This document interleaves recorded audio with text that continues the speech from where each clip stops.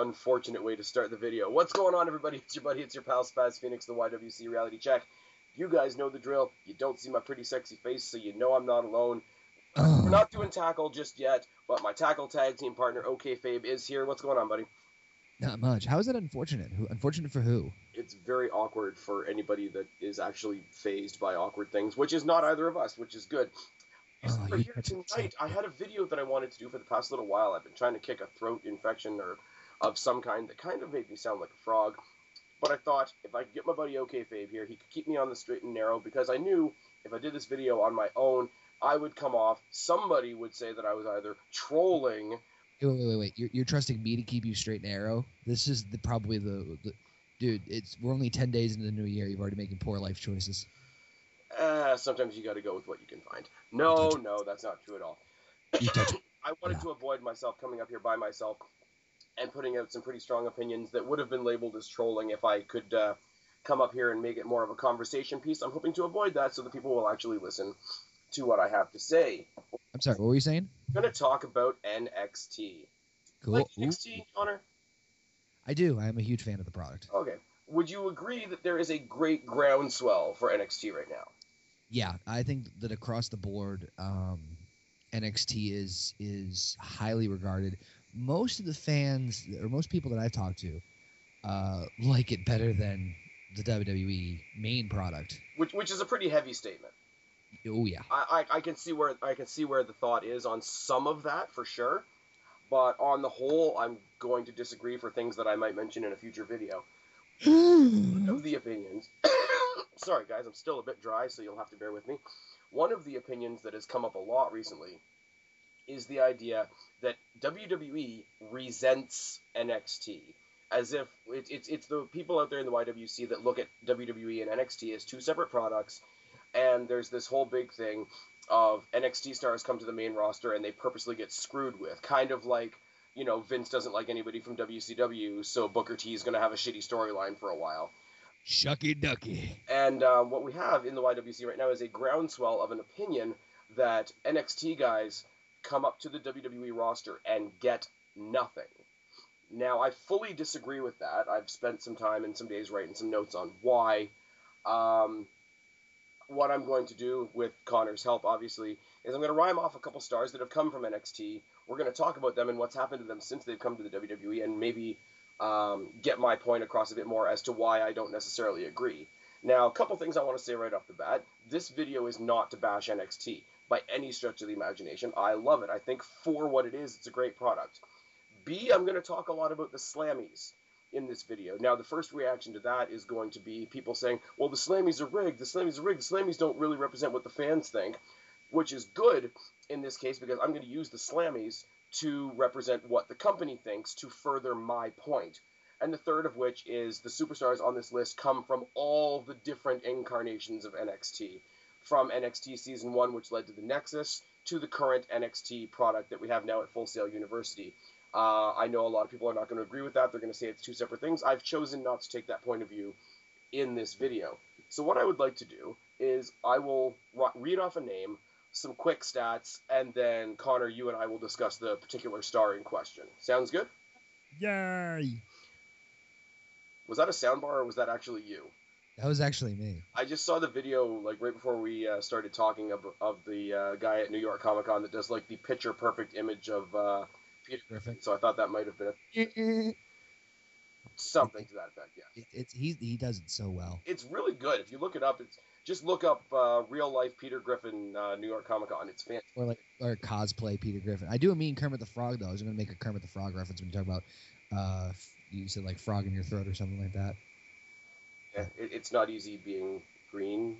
It's not easy being green. And that's why we have Connor here, guys, so that he can do that while I take a sip of my drink and hopefully don't die. Let's all fuck some bitches now. I mean, I'm getting sick of Piggy. I mean, you try waking up to half-baked pork every single morning. Ugh. My fingers smell like raw bacon. Oh my god. First name on the list, and I'm gonna read a name, read some stats, and then we'll get into the conversation. Rusev, formerly known as, Alexander Rusev. Let's start with the fact that he's still undefeated.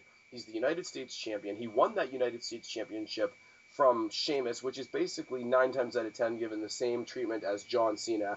But his match with Sheamus was used as a major selling point for the WWE Network. He's got a great manager. He was getting lots of mic time from the minute he stepped onto the Raw stage, and he's got convincing wins over a lot of people, not just jobbers, not just everyday ham and eggers to bump up his numbers. He's gone up against some of the biggest, literally and figuratively, in the business. So he's got a great start for somebody who hasn't been there that long, and he debuted in the Royal Rumble. So what do you want to say about Rusev?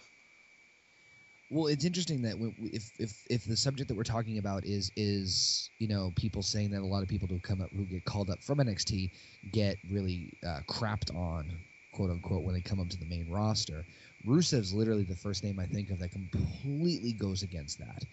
It's very hard to argue that Rusev has had a bad year. It's very hard to argue that because he hasn't. If the point that everybody's trying to make is they come to WWE and WWE doesn't give them anything, which is basically the exact idea that I'm trying to go against in this video. This is one of the shortest lists I have, guys, just as a precursor, and this is Rusev, who's already come out looking like a wrecking ball, and this is somebody who's taken something. Came in like a wrecking ball. Oh my God! If Stephanie Sunshine was here with us right now, she'd love you for that. But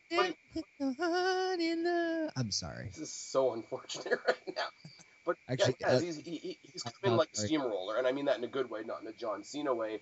He's got something that should not work as well as it does. It's the typical, anti-American gimmick that we've seen 100 times, but he's combined that with a manager who is not only like, I know she's not at the top of my list, but most people are going around there with their dicks hanging out. Oh my God, it's Lana. Oh, and Rusev's here too. But they get mic time every week. They prominent story, as prominent as a mid-card title holder can be, every week. They've had pretty good matches. They are instrumental in the resurgence of Jack Swagger. Holy crap, right? Pardon me, sir? I was just saying, holy crap. Like I said it on previous videos. I was blown away at the pop that he got when he turned face. He didn't even really turn face. It was just circumstantial that he was there with Rusev. It's just he's a good guy because he is representing America. You're American? Yeah. Rusev. But no, you got, and no, they're not the most exciting guys in the world, but going up against guys like Big Show and Mark Henry, they're not main eventers by any stretch of the imagination, but they are the two big humps that you go over before you get into the main event scene. So it's nothing to be scoffed at. And he's, you put him with somebody like Ziggler who sells like crazy, and there you've got an unstoppable force. You can't tell me that they haven't given Rusev a lot to start out with, and he's been there just over a year. Yeah, you said he debuted in the Rumble, so yeah, he's coming up on a year then. Yeah, he really started a strong push. I think it was either the week after or the week of the Raw following WrestleMania. So it's hard to argue that in undefeated streaks, that you can kind of they're come and go. They'll only last so long. No one's gonna touch fucking Goldberg's.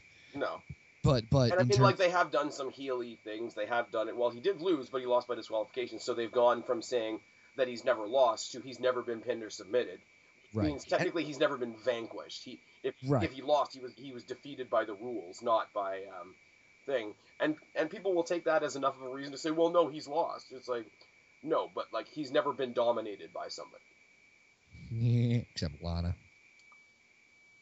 Oh my. But he was in his first Survivor Series. He was in the main event. Yep. Take the U.S. title thing with a grain of salt too. Like I said, take the undefeated streak. Okay, it's a good way, or semi-undefeated streak at this point. U.S. title. But it's not an undefeated streak full of jobbers, is what I'm saying. True. Goldberg debuting against Hugh Morris, or Goldberg destroying Disco Inferno. Yeah, that was funny shit. Right out of the gate, he was with Swagger. He was with, like I say, he was with Show. He was with Ziggler. He was with. And the key thing is that when you have something like that, where it's a stereotypical or prototypical wrestling angle, where it's pretty cut and dry in terms of you not American, you bad. It could go either way. I think because it's so cookie cutter, people are ignoring it and paying more attention to what he's doing in the ring. So I think being a cookie cutter character in this case is actually working in his favor. I was about to say, I actually think it's the opposite. I think that the fact that it's a cookie cutter thing, because I've said this numerous times, and even because I took this from Jake Roberts. Jake Roberts says in wrestling, you don't need a lot of things. You don't need a lot of overcomplicated things for something to work in wrestling. All you need is a situation that everyone can easily identify and or relate to. And that's as simple as that. And that's exactly what it is. It's Rusev bad, he no like America, people defending America. And it's that simple. And I think WWE knows at the same time, the most recent gift WWE has given him has been his upcoming rivalry with Ryback. Because WWE knows that eventually the Russia-USA thing is going to go cold. So what did Ryback come out and say? He's like, you have a championship. This isn't a USA-Russia thing. This is a one big guy kicking another big guy's ass thing. So they wrote out the nationalistic angle as long as they could, and then they gave us something definite to be like, okay, we're done with this, we're moving forward. And I'm sorry, Ryback isn't actually in this list, but he should be, because that's a match I'm looking forward to, and I don't think I would have said that a year ago. Yeah. Well, I mean, and so it's funny because I was saying that this whole formula of Rusev and his anti-American and the U.S. title and the not pinned, not submitted thing, that could really go either way. It really boils down to how much attention the angle can get. And honestly, it's gotten a lot of decent attention, not just in terms of, Rusev squashing guys and going against guys like Mark Henry, Big Show, Sheamus, winning the U.S. title. But one of the other things that I think that really kind of, you can take this either way, but I think the fact that he was in the ring with The Rock was a big nod. Oh, yeah. And it's funny, I actually bashed the fact that I thought the way that The Rock handled Rusev was kind of bad, but now looking back on it after giving some time for it to breathe, Okay, but it's one of those things where a rub is a rub. Would you rather win a match against Dwayne Gill, or would you rather lose a match to The Rock? Right. And so it was what it was, but I think it showed that they were confident enough that he's getting so much heat, and that's the key part of the whole thing, folks. Doesn't matter if you hate it, it's working. Whether it be because it's a bad booking or whatever have you, or even if it's a bad character, it's working because it's getting heat and it's pissing you off, and that's the whole point. Now, the one thing I will say, and the one thing that I've kind of wanted to get your opinion on, there's a lot of people that think WWE missed the mark, and they should have pulled like an Austin or an NWO type move, and he should have taken the U.S. title and made it into the quote-unquote Russian championship. And it doesn't make any sense. If he loves Russia so much, why is he carrying the U.S. title? Whereas I think it's the complete opposite. I think Rusev spewing all his Russian propaganda and holding up something with an American flag on it is the biggest fuck you to the American wrestlers that he could possibly do. Yep. Somebody was I can't remember who, but somebody was arguing with that, and I said, look, he's basically saying, look, I'm so much better than America. I'm your American champion. So what does that say about you guys? And that's what it boils down to. He's bashing America, saying no one's better than me. What better way to state that than saying, listen, you have a title that's basically your American title. Well, I'm going to conquer it and dominate it just to show you that I'm the best. The best American you have is a Russian. Exactly. All right, so I think I'll actually do this in a yes or no. Has Rusev been given from the WWE? Has Rusev been given a good shot? No, as we're kind of responding to that opinion that WWE doesn't give the NXT guys anything. Has WWE given Rusev something? Yes. Absolutely. Another quick note that I meant to say before we got into individual people, just in general, the way WWE is treating the NXT product, every time there's a NXT pay-per-view, we see people like Tyson, like Sammy, like Adrian Neville, Justin Gabriel, Charlotte, The Ascension, all donning the Raw, SmackDown main event rosters, not because they're making their debuts, but because they're there representing the NXT product, and it's there to advertise those pay-per-views. That's a shot in the arm for the entire NXT product as a whole. Right. Next one I'm going to mention, and like I said, I'm going with all incarnations of NXT. So my next example of an NXT alumni that's doing pretty damn good in the WWE is Wade Barrett. Now, couple quick notes on Wade Barrett. In NXT, he was mentored by Chris Jericho, which is nothing to sneeze at. He got the distinction of being the very first NXT winner. He was main eventing pretty much right away. He main evented I think, one of the big 4 pay-per-views with John Cena, who's the golden boy of the company. He ran Nexus, who basically terrorized Raw. He ran the Core, who did a semi-decent job of terrorizing SmackDown. He is a current and reigning 5-time Intercontinental Champion with a total combined title reign of 317 days. Now, what can we say about Wade Barrett? Well, it's funny because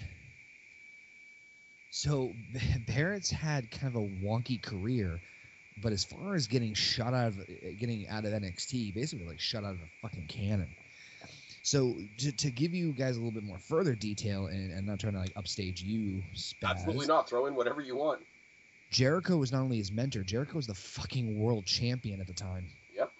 Not only that, so Barrett main evented the SummerSlam pay-per-view when it was Team Nexus versus Team Cena. Mm-hmm. He also main evented Survivor Series, ready for this, fighting the champion Randy Orton for the title with Cena as the referee. So he was the marquee guy for 2 of the big 4 pay-per-views after he left NXT, the very first. So it also led us to a situation where storyline-wise, a group that was run by Barrett owned John Cena.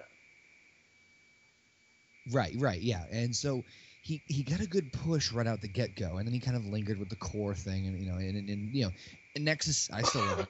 Ironically that you mentioned that, I actually just bought a Nexus t-shirt. Nice. Because I love the group so much back in the day, but so... looking beyond that, though, he had like a little bit of a floundering here and there, but then he came back with the Bad News Barrett gimmick, which is one of the most over gimmicks right now, and it's hilarious because it's one of those weird ones it's supposed to be a heel, but people are just clamoring for it. I think he's going to suffer from CM Punk syndrome, where the harder they try to make him a heel, the more people are going to love him.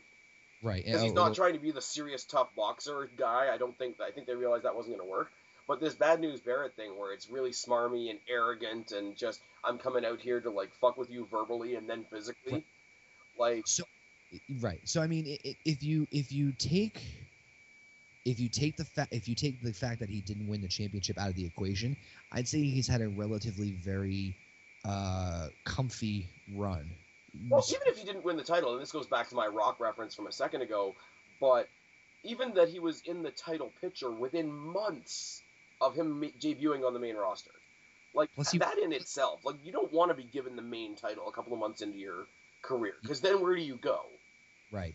Then you get people like Sheamus, then you get people like Ryback that people immediately turn on, and somebody else that I'm going to get to later on. Plus, he won NXT. I don't know if that matters. Well, I think it does, because that was the different incarnation of NXT. There were no champions at that point, but you could make a case that technically in the original concept of NXT, Barrett was the first NXT champion. Right. Like, if they ever decided to play that up and have, like, Wade Barrett versus Seth Rollins over who was the first NXT champion, Barrett would have a case. Like, I wouldn't necessarily agree because there wasn't a physical title, but I see them building a story around that if one of them ever turned face again. Like, if the crowd ever got behind Rollins as a babyface again and went against Barrett, NXT pride or whatever you want to say. Like, I think there's a story right there that if they don't go after it, will be a wasted opportunity. Mm. But as I say, like, he hasn't been the world champion, but he's been the IC championship, which is a lot of people's favorite championship because it's more the workhorse belt. Which it was in the 80s, and it definitely should be again. Well, look at what Ziggler's done for it recently. Like, let's... Oh, yeah. And he's getting it fresh off the waist of Dolph Ziggler, who improves everything he touches. Yep, but you can get. But for that to have that mentality of that the IC championship is the true wrestling championship, and for me to be able to say now that he's held it for a combined 317 days. Right. If you consider that he hasn't been here that long, and a lot of that time has been spent off injured, means he's been the champion a hell of a lot of his available time. Right. So, Wade Barrett, has WWE given him something? Yeah, for those of you who think Barrett hasn't. I'm afraid I've got some bad news. Bad news. Bad news. And this is why we give Connor a soundboard, people. Yay! Power. Now, I'm a fan of NXT. I'm a huge fan of women's wrestling, as most of you know. So what if I tell you the next person on my list is AJ Lee? Oh, that's right. She was on season 3. And she didn't even win NXT. This is what everything I'm about to read off for her right now is somebody that didn't even win NXT. Now, as I said, I'm including the Slammies in some of these lists, and I've explained why. If the Slammies don't represent the people, it represents the company. And if we're talking about what the company gives you, I think the Slammies are a huge part of that. Now, when AJ Lee first came in, up until right now, she's been tied to every major main eventer that we've either liked or hated in the time that she's been here. Daniel Bryan, CM Punk, John Cena, Dolph Ziggler, Kane, well, not so much Kane, but she gets a lot of mic time, which is a huge achievement for a diva, which shouldn't be a thing, but it is. She got to come out when Total Divas started and drop the sort of anti-diva pipe bombshell promo, which was fantastic. She's got 3 Slammies that I was able to find. One was for Kiss of the Year, which was kind of a joke, but she's a 2-time WWE Diva of the Year. I forgot to write down the years because I'm a very strange person. But she holds 2 title records for the Divas division. She's the longest running Divas champion ever at 295 days, and she's within that she's also got the longest combined reign of 406 days. Now, we can make an entire video out of this, but how much do we want to say about AJ Lee? You also left out general manager of Raw, and you are right. And also the only one to, I believe, and I could be wrong, she's the only person to retain a championship by defeating the most number of competitors in a single match, a.k.a. the WrestleMania 30. The Vicky Invitational. Which brings me to another point that I didn't bring up. In the entire history of the Divas Championship, AJ is the first person to defend it at WrestleMania. This is the first time in the history of the Divas Championship that the WWE thought that their Divas Champion was worth putting on WrestleMania. And she won. Cha-ching! If you look at how the matches lined up on that card, she was in the semi-main. Yeah, I know, right? That was kind of obviously, it's there because it's the death spot. It was between the Daniel Bryan winning the title and Lesnar losing the streak. You needed a breather there. Unfortunately, this was used as the breather because this was a pretty damn good match, especially for a pile of people match. Right. Vicky on the outside being the exquisite heel that she was. Yeah, right. Let's look at the sort of nerdy, geeky girl next door that came in, got jerked around by everybody, became completely psycho, became the voice of the Divas division. Right. Yeah. And anybody that wants to come in the comment section and say, "Oh, she absorbed," anybody that wants to say, "Oh, she absorbed fan following from her husband because people know behind the scenes that they're married," can fuck off. Yeah, I mean, if you really want to look at it, she didn't get, they weren't married until after he left. So. I was gonna say she got the beginning of her following started when everybody was cheering her and booing her then heel boyfriend. Right. But just some of the greatest matches we've had in a long ass time. Her and Caitlyn, when Caitlyn was around, were the greatest matches that you had going on at the time. Her and Paige, who I'm going to get to a little bit later, fantastic matches. Such a different style in her matches than we get from anybody else. The Bellas, who I've said have been exponentially better. Alicia Fox, who's shown prowess. Naomi, who I haven't quite hopped on the bandwagon of, but has shown some promise and seems to be developing a following of her own. Still kind of fell into that supermodel mold, whereas AJ Lee was like, fuck it, I'm going to be out here in my Chuck Taylors making you all look bad. Right. It's AJ Lee's almost one of those ones where we don't have to take a lot of time, but we just say it's AJ Lee. Yeah. So I'm going to ask the ridiculous question.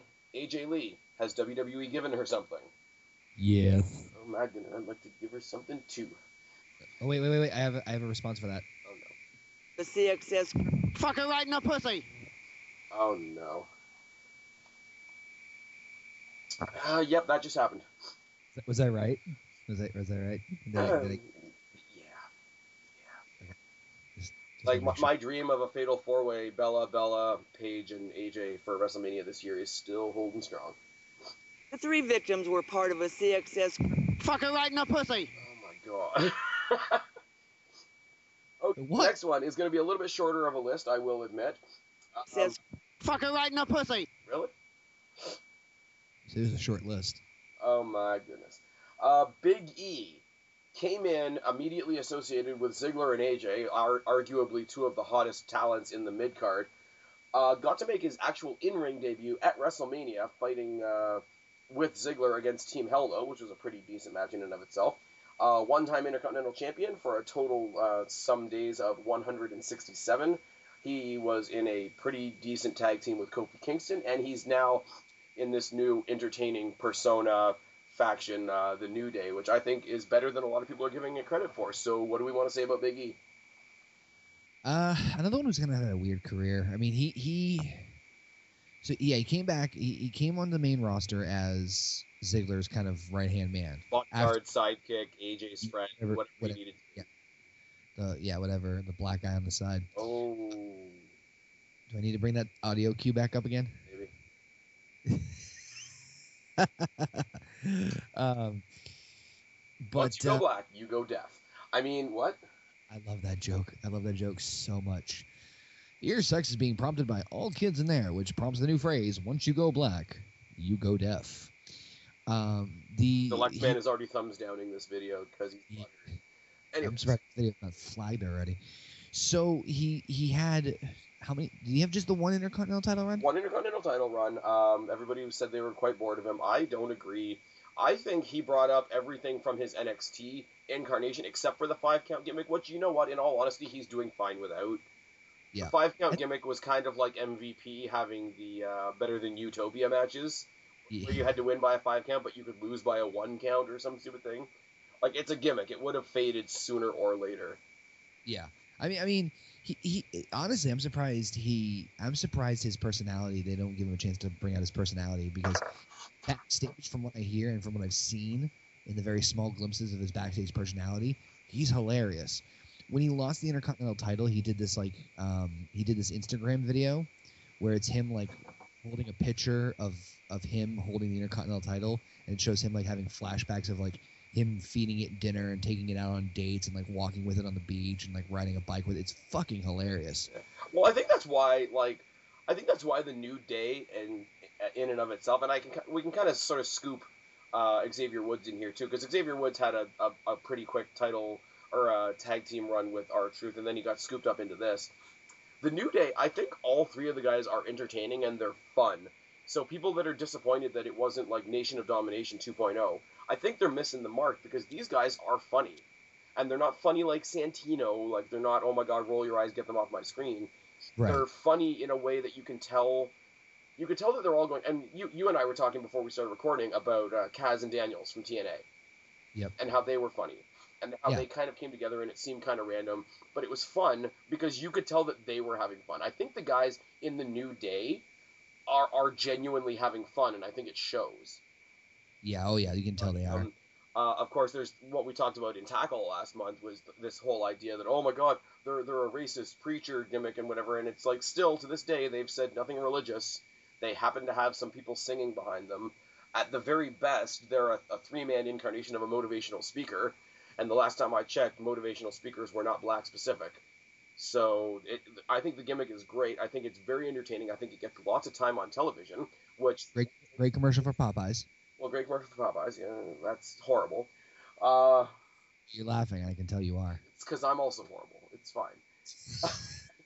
It is what it is. But, I mean, it gets them on TV, and because they're entertaining, they get longer matches. If the crowd is into what you're doing, even if it's something as simple as them chanting New Day along with them, if the crowd is entertained and the crowd is participating, they will get longer matches, which means all of these guys are getting more ring time. Right. Which, at the end of the day, is what we're supposed to be watching for. Yep. Like, you can be the best character in the world, but if you're boring as fuck in the ring, you're the great Khali. And it is what it is. But, so I'll sort of broaden this out a little bit. Big E, Xavier Woods, the New Day as a whole. Has WWE given them something?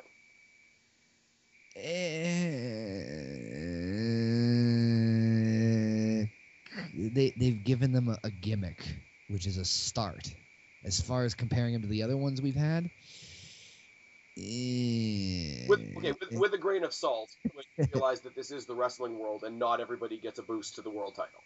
Very true, and I understand that. Yeah. So I think that they've been given several.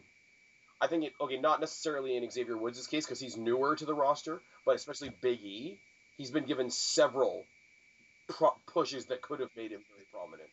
I think mid card wise, yeah. Oh yeah, I'm not saying that they've made him a main eventer.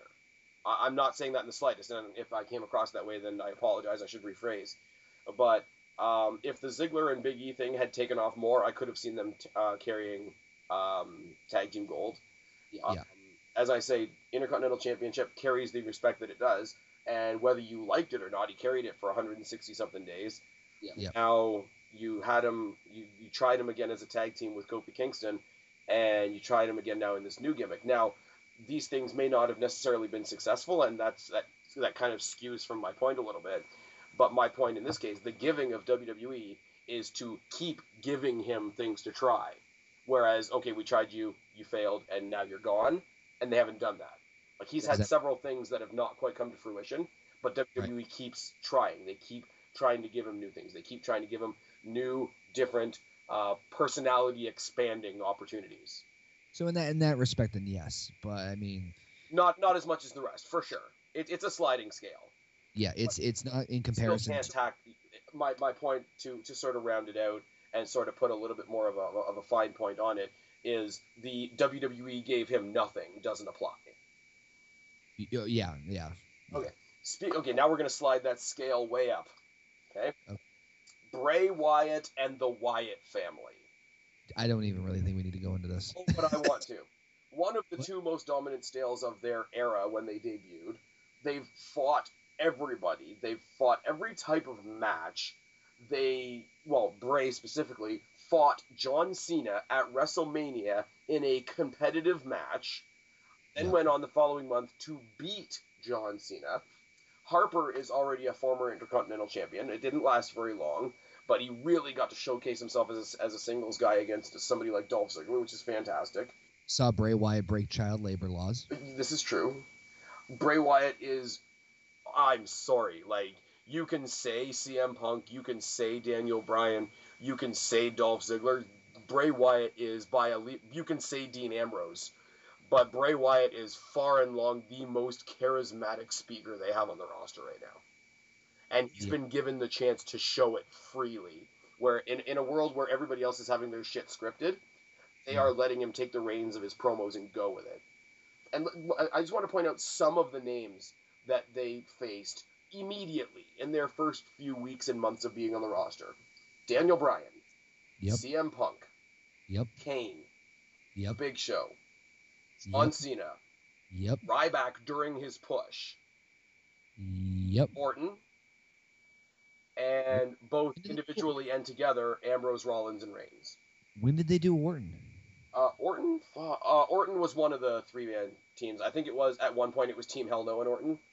It might have been more of a SmackDown thing. Oh, okay. I was gonna say, I don't remember. This is why I'm gonna start reviewing SmackDown, guys, because occasionally cool shit does happen. Don't also forget too, this year, so you had Bray versus Cena, like you said. Jericho.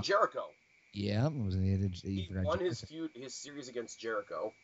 He didn't win the full series against John Cena, but he has a pay-per-view victory over John Cena, which don't get handed out very often, unless you're Brock Lesnar.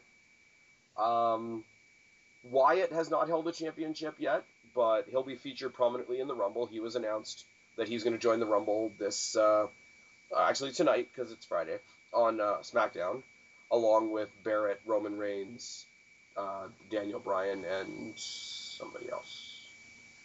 Rusev. By the way, he's taken on everything right away. Like, there was no slow burn for the Wyatts. They were made a prominent part of the show the day they arrived. Yep. Anyway, you want to say by the way? No, I was going to say, by the way, if you want to hear how intense and intimidating Brock Lesnar is. I will see you on Sunday! There you go. Oh, this is why we have Paul Heyman. But really, I know you said it kind of goes without saying, but what do you want to say about Bray Wyatt and the Wyatt family? Let's do this! That's it? No, I just wanted that to sink in. Okay. So, To say that WWE was behind the Bray Wyatt character and the Wyatt family gimmick is an understatement.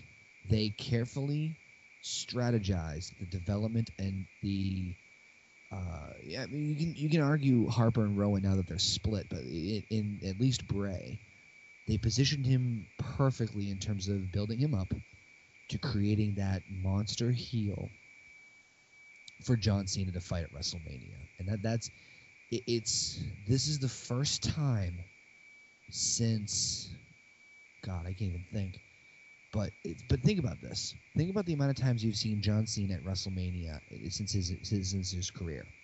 So 21, 22, 23, 24, 25, 26, 27, 28 was the only time that the title was involved, but he still fought The Rock, and 29. So every WrestleMania that John Cena has been in has been for a major world title, with the exception of the first Rock one. Bray's the first person to break that cycle. Yeah. John Cena was not in the main event, which is we were used to. Sometimes Cena wasn't in the main event. He, the world title and this and that. But it was the first of John fighting an opponent for the sake of fighting an opponent, not for any sort of glorious thing for WrestleMania. And you know what else as well? As I want to kind of build on that point for a second. We all know that we go into a John Cena match these days. Okay, Cena's going to win. Like, we hope so-and-so is going to win. But, I mean, Cena's going to win. Like, this might be a good match, but Cena's going to win.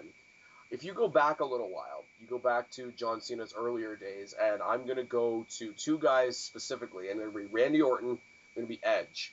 Back in the days, before John Cena was a sure thing, when there were matches against Edge and there were matches against Orton, there is that feeling of, you know what? We don't have this John Cena foregone conclusion. I went into WrestleMania, maybe foolish on my part, maybe not. I didn't have that John Cena's a sure thing feeling at WrestleMania. Right. I mean, I kind of went in thinking, but, is he okay there? Yeah, I'm good, man. Okay. It was up in the air, and because you didn't know, because this is the first time that something like this was this is the first time like something like this had happened in a long time. And I think for Bray to be put in that position is huge. I mean, hell, from what I heard online, rumor mills and everything of all that nature, Undertaker wants to fight him at Mania. Which will be good. Yeah. Which I think will be better than the other option being Sting. Oh, Sting versus Taker is off the table completely. Well, Sting's facing Triple H, as far as I know. Right. So, but that's a huge nod on feather in his cap too. Despite the fact that he had a mediocre feud at best with Chris Jericho, in my opinion, it was still a decent feud. I mean, it was still a decent milestone in his career. So if you look at his track record, just in the short amount of time he's been on the main roster, he's plowed through a lot of top tier talent and hasn't really dropped despite losing. And that's the one thing that I love the most about the gimmick, is that his gimmick is very unique in the sense of that he can be billed as a top person, lose, and still be almost just as strong. And that's the uniqueness about his character, and I think that that's why, despite losing, the fact that he lost to John Cena at WrestleMania, it doesn't matter.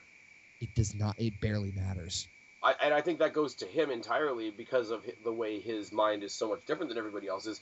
He has convinced the WWE audience that losing to John Cena didn't matter. And we all hate Cena, so that's hard to do. But the Jericho thing, let's face it, right now Jericho's a part-timer. Jericho is not a part-timer like Brock or like The Rock, whatever, who comes in to win. Jericho comes in when he sees somebody bright and promising enough that he wants to put over. So for him to come back and be like, this time around, I want to make that guy look like $1 million. Right, and then that's huge. From somebody like Jericho, that's a big pat on the back. Right. He's that talent that everyone wants to get their hands on. All the vets want to work with, and take that in WWE, TNA, Ring of Honor, and the Indies. If all the talent is saying I want to work with him, then you got something doing right. So, so got to ask the obvious question. Yeah. Bray Wyatt, Yep. WWE give him something? Yeah. Oh, yeah. I think the other thing they gave him as well is they didn't fuck with him very much from what he was in NXT. One of the other big complaints that the naysayers have is that, oh, they come from NXT and they get all switched around. But two of the big sort of letdowns that have come from NXT are guys that kept with their NXT gimmick. I'm thinking of Bo Dallas and Adam Rose, who pretty much are doing what they were doing on NXT, and that's not catching on. Yeah. The other one is Paige. A lot of people. I disagree. I love Paige. We're gonna get to Paige. Yeah. If you want to go with the diva, I would say Emma. Emma came up. Here's one where I'll give it to them. Emma came up immediately. They partnered her with Santino, and she went nowhere. Well, it doesn't help when you steal iPhone cases. Ooh. So she created an app called iStole? Okay, so I will say, Emma, they didn't give much to. But there's actually a logo of hers that they called. It's shit, what's it called? Oh, it's called iJob. Oh, no. Oh, no. Created by Steve Jobs? Oh, no. But no, to the point where people that are always saying, you know, if they change them from their NXT gimmick, I'm going to hate them. I just pull up Adam Rose and Bo Dallas because something might have been stellar on NXT and it just won't work in the big pond. I think the problem with Rose, and I'm probably gonna get a lot of disagreement, and so I want to be clear that this is just my opinion. Mm-hmm. I think there's this whole video is just our opinions. I know, but some people don't remember that sometimes. Don't get it? Yeah. So YWC butthurt hashtag. Let's get that trending now, bitches. So I think two of the reasons that Adam Rose did not succeed as well as he did in NXT. I'm not saying that that the creative wasn't behind him. I think there were certain things that they did that didn't really help him in the long run.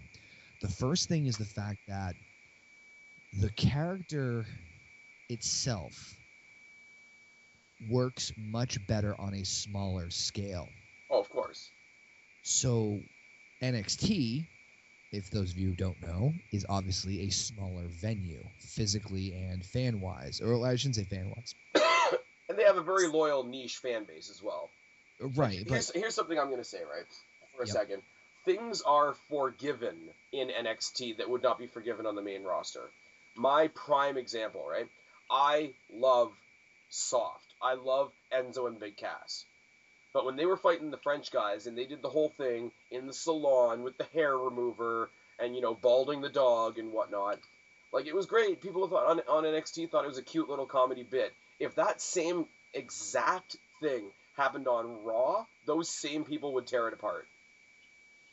Right. And so I think that they didn't prepare the gimmick, or maybe they should have taken more precautions to prepare the gimmick for a bigger, or change it a little bit to make it better for a bigger venue, because I think that's one of the issues that it was, whether it be the entrance, the characterization, whatever have you. And I think the other problem was this.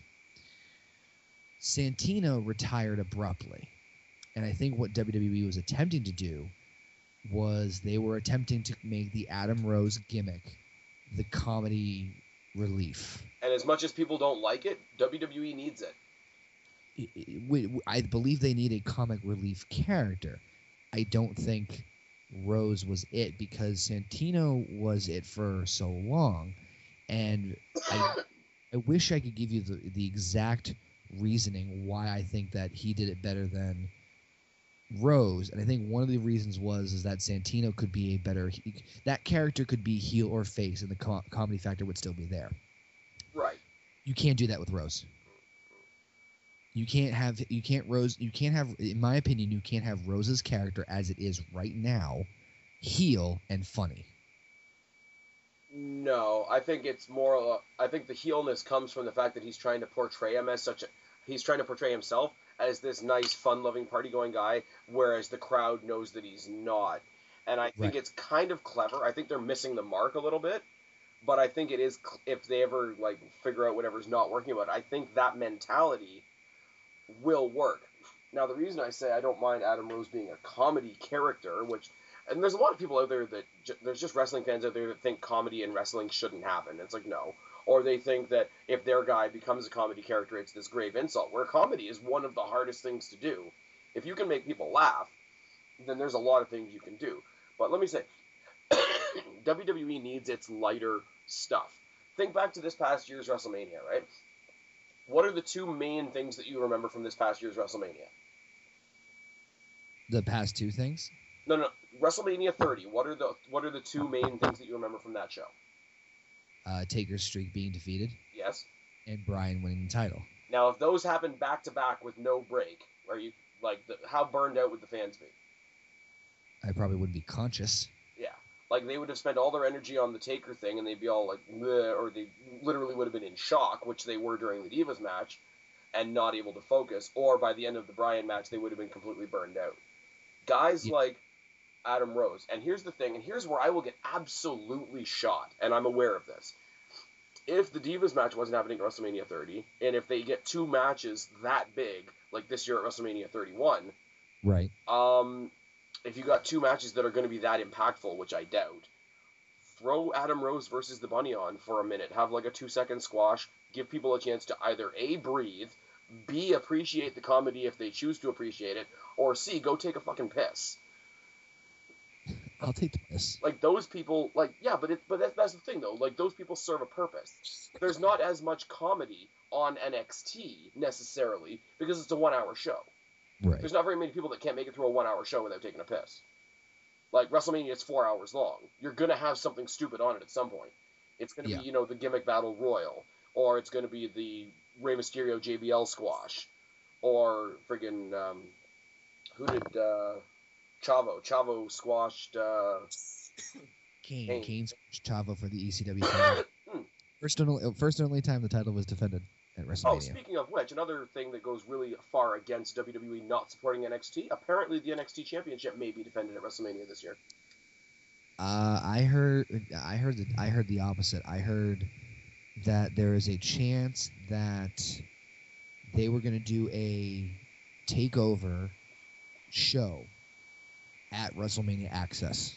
Oh, very nice. Which I think would be a genius move. Or you know what would be great? Would be to in the WrestleMania venue itself, yes, have, instead of having a kickoff, have a WrestleMania episode of NXT live in the arena. Interesting. So, okay. Like do like have a NXT Night of Champions, have a Divas match, a tag match, a NXT title match. So essentially, like NXT would be the warm up. Right. So the NXT Championship would be kind of like the pre-show. Mm. Yeah. Okay. Oh yeah, something like that, but expand a little bit more. Yeah, because NXT is going to be part of Access, anyways. Because, yeah. I mean, sorry to break this to you guys, NXT is a WWE product. Legasp. You lie, sir. So, okay. The next two are going to be a bit weak. It's going to kind of be like Big E conversations, but they do need to be noted. Uh-huh. Fandango debuted against Chris Jericho at WrestleMania and won. Yes. And was given a fairly decent entrance to boot, which they typically do at WrestleMania. You touch my tra-la-la. You need a minute? My ding-ding-dong. Oh my, stop. I told you, poor life choice. Bringing me on here to I doubted the poorness of my choice. But no, so seriously, in all honesty, come up from NXT with a gimmick that wasn't even really developed in NXT, debut against Jericho, win at WrestleMania, have a fairly elaborate entrance, and immediately from the next night on, all of the WWE backstage people, commentators, and everybody else pushing the Fandangoing epidemic. Hasn't done much since then, other than the recent reboot, but as far as giving him something to start off with, what do you want to say about Fandango? I think they gave him a shot with Jericho. They wanted to, and then just whatever reason, like, it just floundered. And I think that they I was about to say, I think they realized the character was a little too one-dimensional, but when they fucking rebooted it, it wasn't anything major. The injury was what really slowed him down, because he was injured for a good chunk of the year. But I think WWE was attempting to try out something different, and all for that. But as far as having anything stellar following the Jericho thing, okay, you had Summer Rae and Layla fighting over you, so it was more about the women than it was about you. I think the impact of that was supposed to be like a Dirty Dancing, look at me, look how hot I am, I'm so hot I have these women fighting over me. Right. Well, I mean, yeah, but it was more about them than it was about him in the end. True. Not at first, yeah. Then down the road, well, they didn't bring him in with a whimper, is my point on Fandango. I don't have much to back that up. Right. I will say, though, when we make the arguments about people from NXT being a completely different person when they get to the main roster, definitely a better repackage than Brodus Clay. Yeah. Jesus, yeah.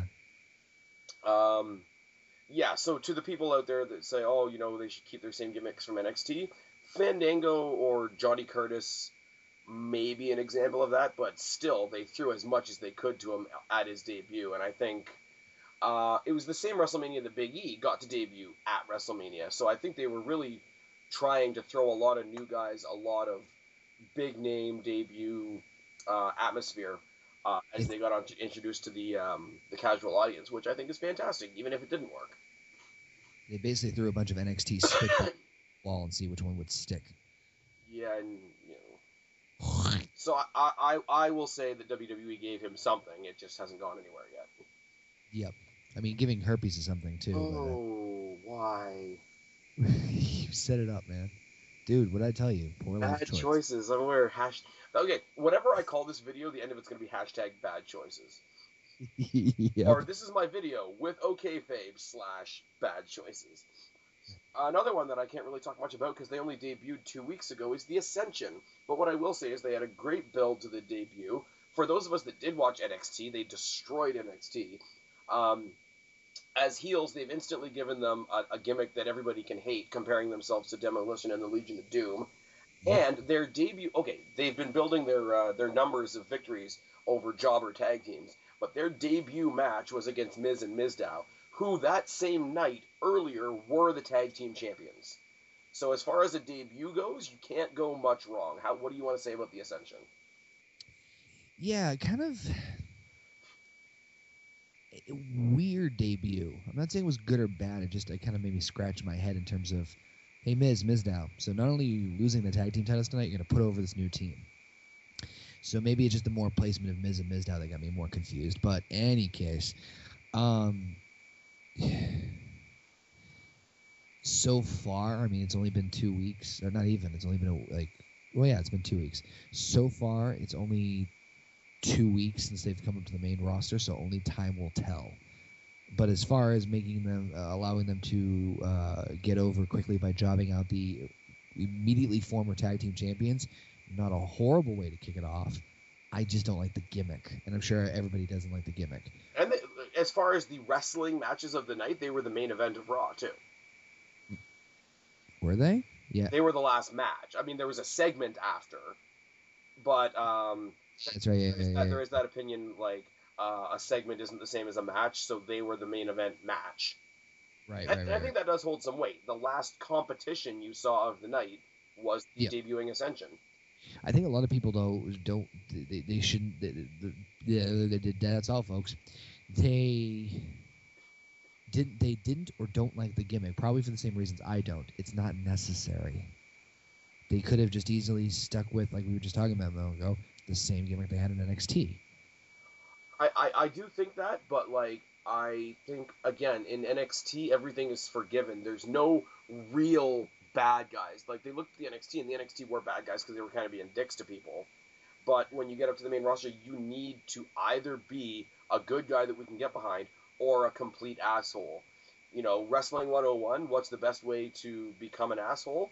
Take somebody that everybody loves, and I know this is kind of in bad taste, especially a wrestler that's passed away, like the Legion of Doom, and Hawk has passed away, and not that that's anything to be scoffed at, but instant heat. You mock a team that's either not there anymore, has passed away, or just is one of those untouchable elements in wrestling. Look at Brock Lesnar taking the streak. The streak was untouchable. He's always going to have that hate now. I think WWE giving them this has given people an instant reason to hate them, whereas before on NXT, they were just, look at this wrecking ball force. I think they need to be a little more defined on the main roster for the casual viewer, because it's not, like, I will say NXT is more about the matches, and WWE is more about the whole package, and they needed to be assholes. They needed a way to stick out as assholes, because you don't have very many, like, the big heel team in WWE was Miz and Mizdow, and people love Mizdow, so it was like a tweener tag team.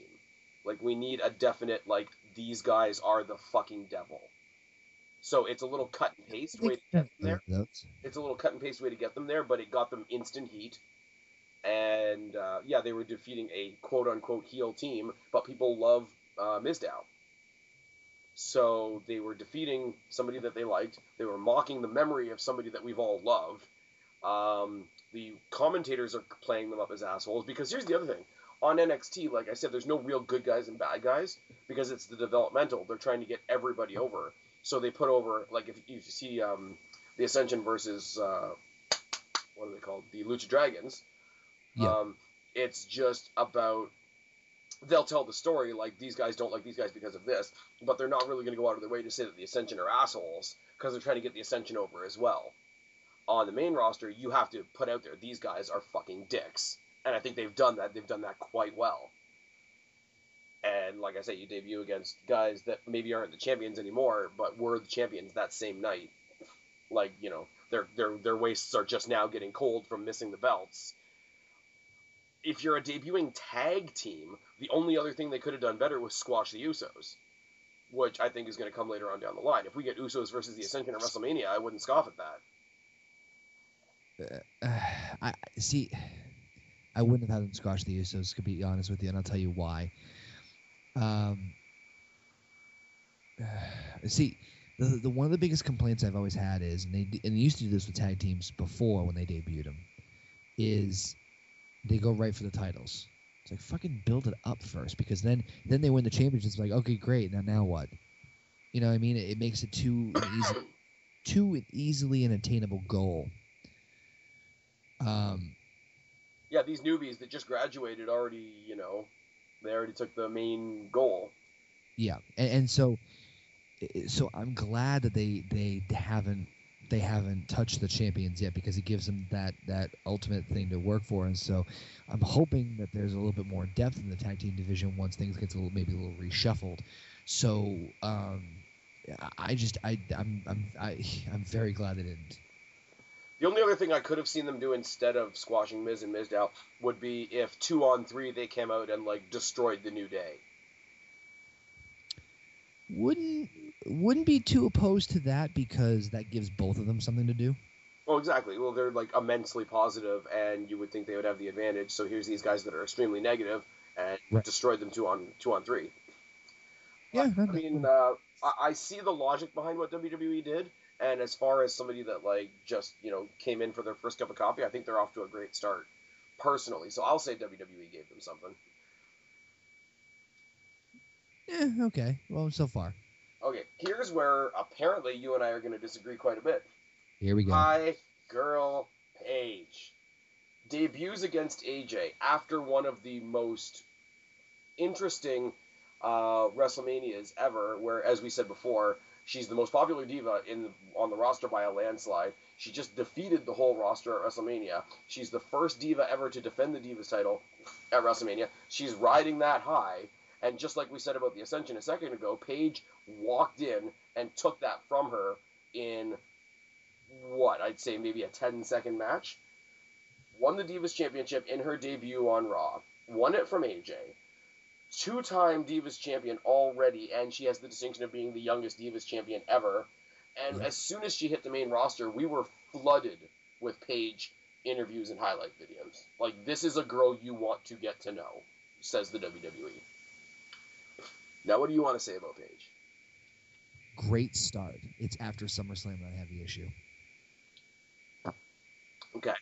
That was, I'm not, obviously everything that you just said happened. I'm not disagreeing that it didn't happen. It's just that I think the biggest complaint is the fact that, like I was mentioning with the whole tag team thing, they did everything too soon. And they pulled the trigger on a lot of things they could have waited upon. Her debut cannot have gone any better. People knew who Paige was. People know who Paige is. And they knew who she was from NXT, and they were waiting. Paige was sorry to cut you off, but Paige was arguably the most over character in NXT. Yeah.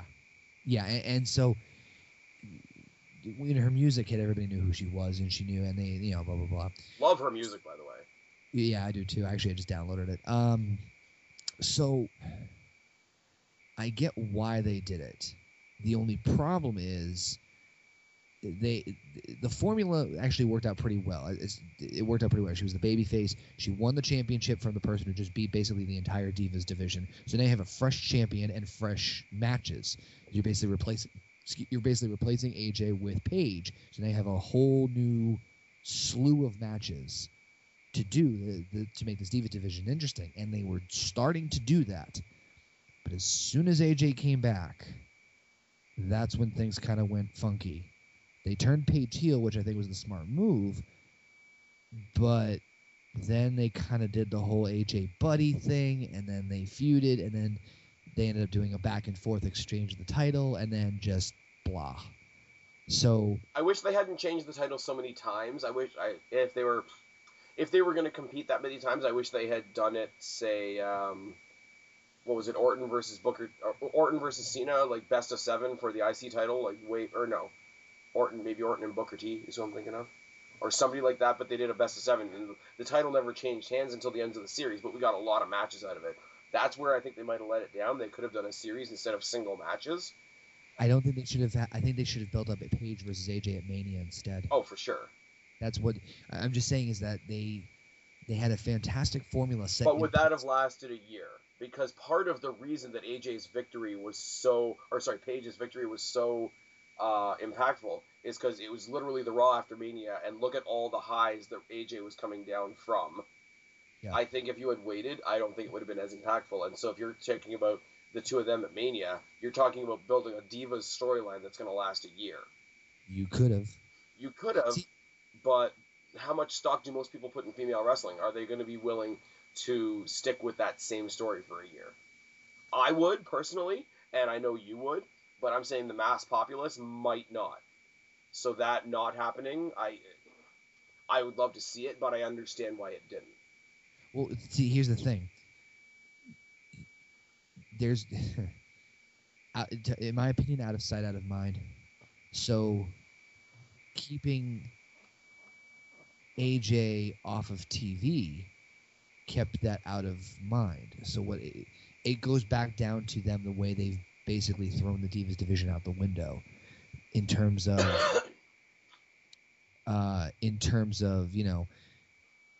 if they had the right opponents to set up for Paige, they could have pulled it off perfectly. Okay, you have two divas that are heels, and then you turn Paige at SummerSlam, and then now you have Paige versus some of the babyface ones. You have AJ return at the Rumble, and then you can do a 3-month program that way. That simple. But they didn't have the depth, and they still don't have the depth in the Divas division to have credible Divas wrestlers who can compete for the title. So therefore, your plan is pretty much self-sabotaged. But as far as going back to the whole original point of, was Paige set up properly from NXT? She was until AJ came back. And I'm not blaming AJ. I'm obviously blaming the way they booked that feud. Because I guarantee you, when AJ came back, they had their plan set in stone until SummerSlam. And then after that, they're like, well, we got nothing. Which we know that WWE books more or less kind of on the fly when it comes to programs, and they see how things go. They might tinker with some of the bigger stuff, but I mean, we've heard from the Punk DVD. They're like, what do you got for me after, sir? What do you got for me after SummerSlam? So I wouldn't be surprised if that was the same exact scenario that happened there. I think it was a brilliant idea as well with the popularity of Paige to let her go around for a week or so as the dual champion, as the NXT and Divas champion, because she carried the Divas or the NXT championship out on Raw. She returned to NXT with the Divas title over her shoulder. I think at that point she was giving prestige to the belt, and her handing it over was kind of like a passing of the torch to whoever the next Diva to come up is, which I hear is Charlotte.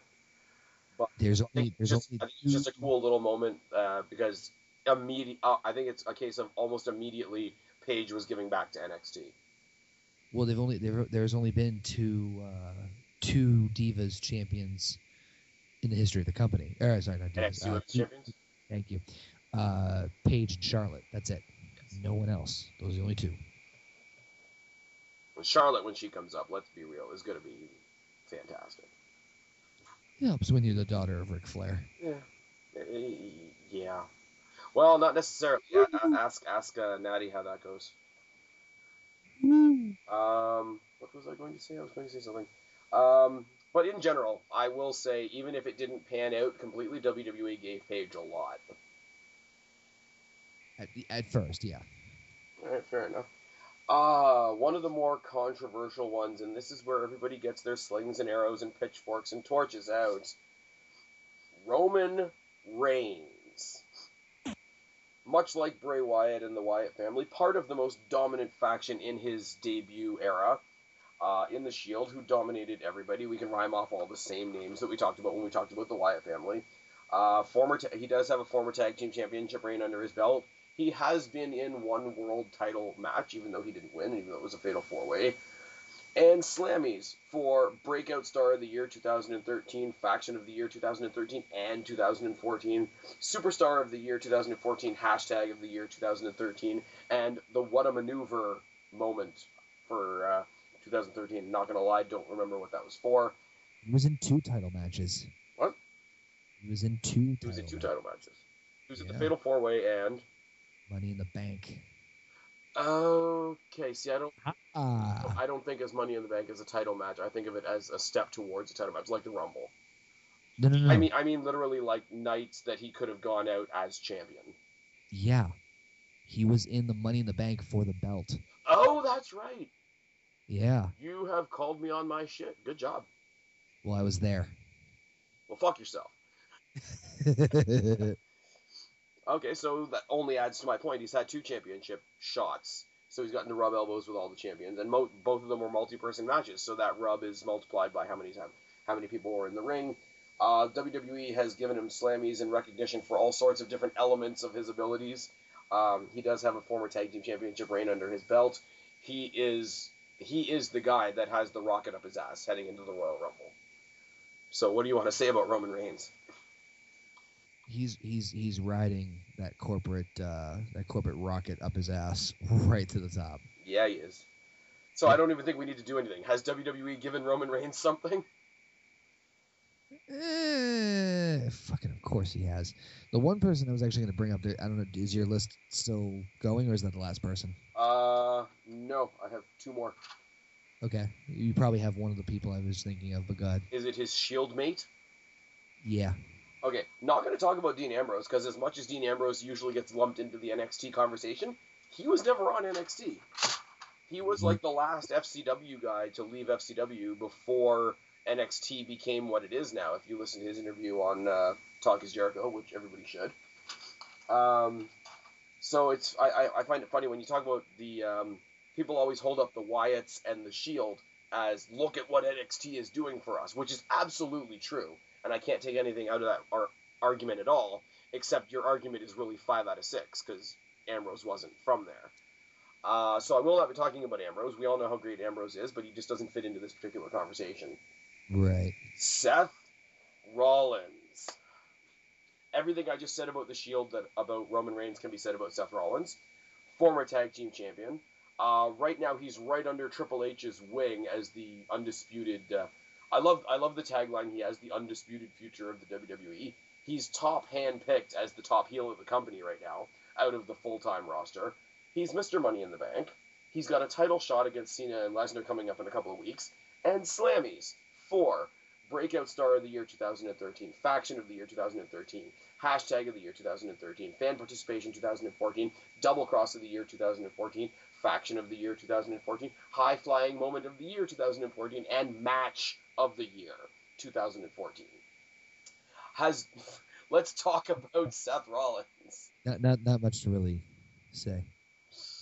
Just like when I saw this guy on NXT, when I was watching NXT kind of haphazardly, when they were having the tournament to determine the first NXT champion, and the finals were Muhammad Hassan, or not Muhammad Hassan. Who was the one guy that was in Jinder Mahal? Jinder Mahal. There we go. You know, I could make it. They all look the same joke there, but then I'd get shot. It was him and Seth Rollins were in the finals, and I'm like, okay, he's a jobber on SmackDown, and I don't know who this guy is. But I watched the match, and credit to both guys, the finals of the NXT Championship Tournament was fucking phenomenal. Almost instantly, excuse me, I was making the reference that this guy, if Jeff Hardy never comes back to WWE, this guy is, as far as my fandom, is taking Jeff Hardy's spot. Like, he made that much of an impact with me after watching one match. And then I saw him go on through what he did in NXT, and then he was, when the Shield burst on the scene on Raw, he was part of it, and I'm like, fucking great. Like, he's in a group, they're going to be doing group stuff, I want this guy to break out. And typically as a heel, you don't do as much high-flying stuff because it's crowd-pleasing, and you're not supposed to be crowd-pleasing. The minute he turns face again, and he will, because he has to at some point, he's going to light it up even more than he is right now, and that is scary because he's pretty much wrecking shop as the top heel in the WWE. Yeah, there's nothing I can't disagree with that on that. So, like, I don't think like anybody else we've mentioned so far, and I'm trying to make a point here, but there are falters on a couple of these guys. I don't think there's a single mistake WWE has made with this guy yet. Not yet. And if you're a cynical WWE fan, you'll be underlining the yet 100 times and making it in big, bold, flashy letters. But yet hasn't happened yet. So right now, I'm sorry, I gotta say, Seth Rollins is one of the prime examples of the case that I'm trying to make tonight. Right. Has WWE given Seth Rollins something? Absolutely not. There's sarcasm there, in case you can't tell. All right, good. So Seth Rollins should be when they have the discussion about NXT on Raw, between the commentators on Raw or SmackDown, Seth Rollins should be the hood ornament of that conversation. Yeah. I mean, I'm a fan of the Wyatts. I'm a fan of Reigns. But as far as what WWE has done with him and how far he's gone with it so far, Rollins is leading the pack. And it's great. Because he's gonna... I would almost hazard to say I could see him main eventing WrestleMania. And I'm okay with that. The last example that I'm going to bring up for this video, because I have about this much voice left. I said at the beginning that I was going to mention Slammies and people weren't going to like that, and that I was going to make my points, and that I was referencing all incarnations of NXT. Connor, did I say that at the beginning? Yeah, I think I know where you're going with this. You know where I'm going with this? I think I do. The guy that I really don't much care for the booking of these days, but he's a phenomenal wrestler, and I am a fan. I know, David Otunga, I know. He pours that coffee like no other. But Daniel Bryan. I was going to say Heath Slater. Daniel Bryan. And this is one that they really won't want me to pull out because this guy has been given a lot. Let's just say, part of the Nexus, which was the most impactful group in the WWE at the time, then part of destroying the Nexus alongside John Cena. Yep. Great series of matches with Punk until Kane got involved, which were the highlights of that year. The whole bit with Team Hell, though, which I didn't particularly care for, but a lot of other people did, got them a WrestleMania tag team title match, which was decent, with the aforementioned Dolph Ziggler and Big E Langston. I didn't write them all down, but he has 12 Slammies in total, including Superstar of the Year 2013. He is the SmackDown 2011 Money in the Bank winner. He is a former U.S. champion, tag champion, world champion, WWE champion, and WWE world champion. And all I'm going to say, and I'm not even going to dwell on this, the bullshit WrestleMania 30 booking.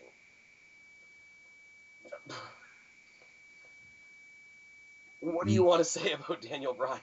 You can't get more over than beating Evolution all in one night. You just think about it. He beat, with the exception of Flair, he beat Triple H, Batista, and Randy Orton in one night. He walked into WrestleMania with a bad arm, beat Triple H handily, had his arm assaulted with a chair and I believe a sledgehammer, correct me if I'm wrong, then went on, later on in the night, to beat two more guys that are twice his size with a crooked referee, Triple H on the outside with his sledgehammer, and walk out with the belts.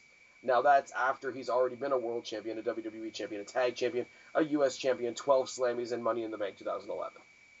And a major part of the Nexus angle.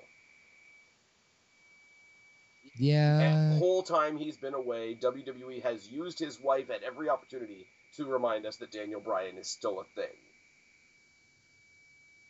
Yep. There's no...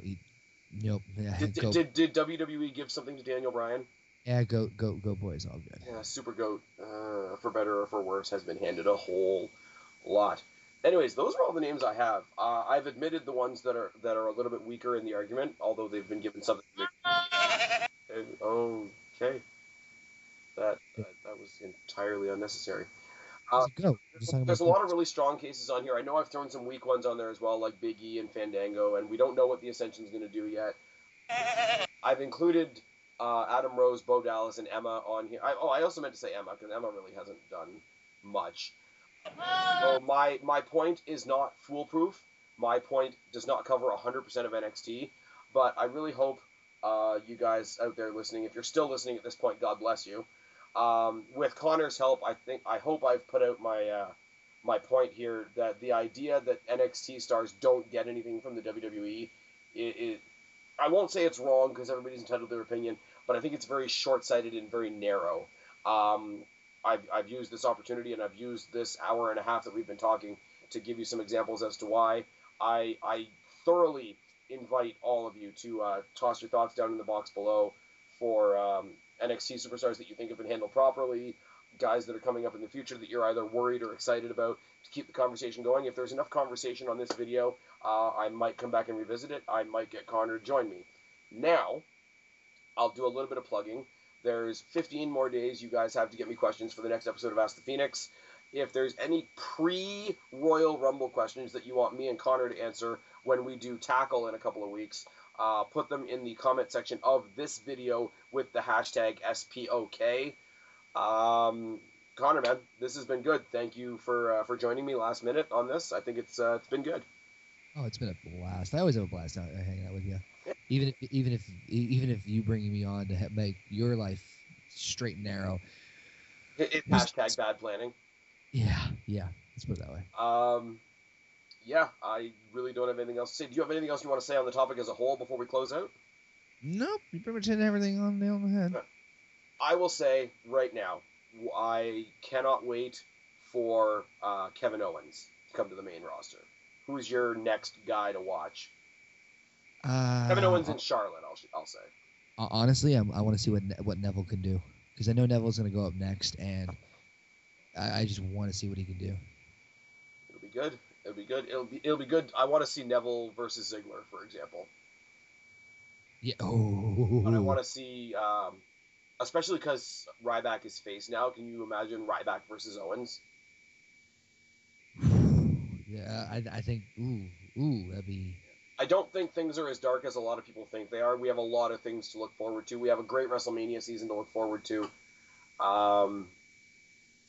It's good. People ask me why I'm in such a good mood about wrestling. It's because not much is pissing me off right now.